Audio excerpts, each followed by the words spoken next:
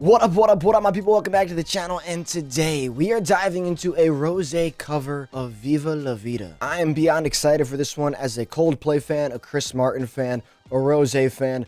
That's three things going together that I'm sure are going to be an amazing combination. And so I know there's a big connection between a lot of K-pop artists and Chris Martin. Not surprising, he's one of the not only best musicians of the past few generations, but best minds and leaders and overall people. I can only imagine Rosé killed this. I'm excited to see what she's got, and let's get into it. Little guitar instead of strings. I guess it is strings still.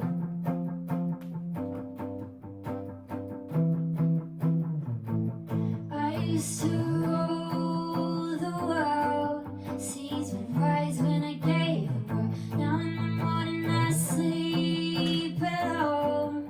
Sweep the streets I used to own. I love how raw and real it is. I used to roll the dice, feel the fear in my enemy's eyes. Listen as the crowd would sing. Now the old king's dead, long live the king. 1 minute I held the key. Next the walls were closed on me, and I discovered that my cat still stand upon pillars of salt and pillars of sand. I hear Jerusalem bells are ringing, Roman cavalry choirs are singing. Be my mirror, my sword and shield, my missionaries in the fort and the field. For some reason I can't explain. Wow. For one What amazing second control. there was never an honest word. That was when I ruled the world. Her vocal control was really amazing there. It's a lot of up and down in terms of the syllables and just overall energy that goes into it. It was a wicked and wide open. Blew down the doors to let me in. Shadow windows and the sound of drums.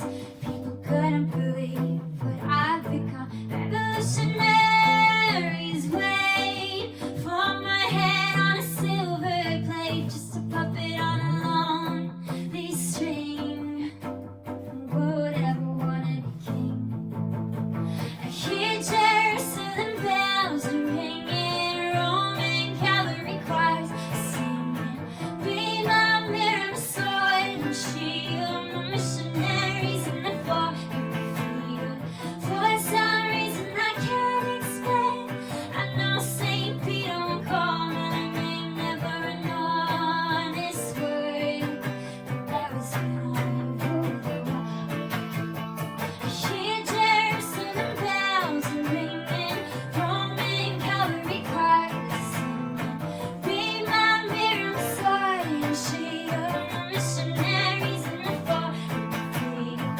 For some reason I can't explain, I know A little Saint roll. Peter won't call my name, never an honest word. But that was when I ruled the world.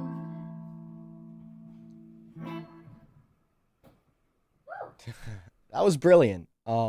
Can't say I'm surprised.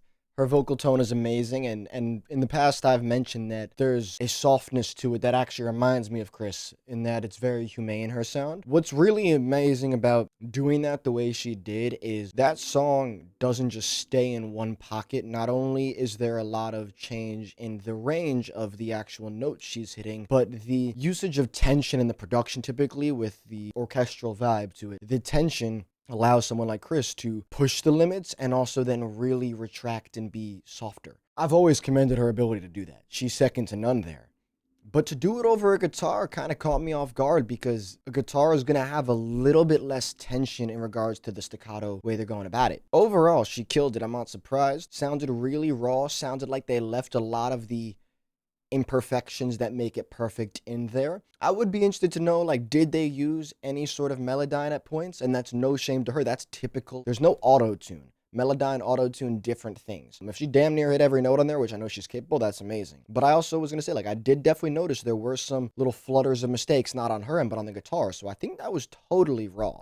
Typically, when a lot of artists do these studio sessions where they cover something or record their own songs in an acoustic version like that, just so you all know from somebody who's been behind the scenes for these, they record that and everything coming into the mic, coming through the guitar amp, all of it separately is recorded as separate pieces of audio. If they want to go in and actually tweak, move something over, time it better, whatever, they can do those things. And they didn't do it on the guitar. There were clearly sections that there were little mishaps with that were like not really noticeable but tiny. It wasn't flawless. Typically when you notice those things, that means they probably just kept it as like a really raw take. So obviously let me know in the comments if you agree with that, if you think it was totally stripped back and raw, because to me it sounded that way. The only thing I could imagine there being a slight melodyne with was those higher pitched notes where she's jumping were just really like perfect on key. And I'm not questioning her skill because I know she's capable of it, but to get that in one take every time as perfect as she did is just like almost mind-boggling, to where I have a hard time fully seeing it that way.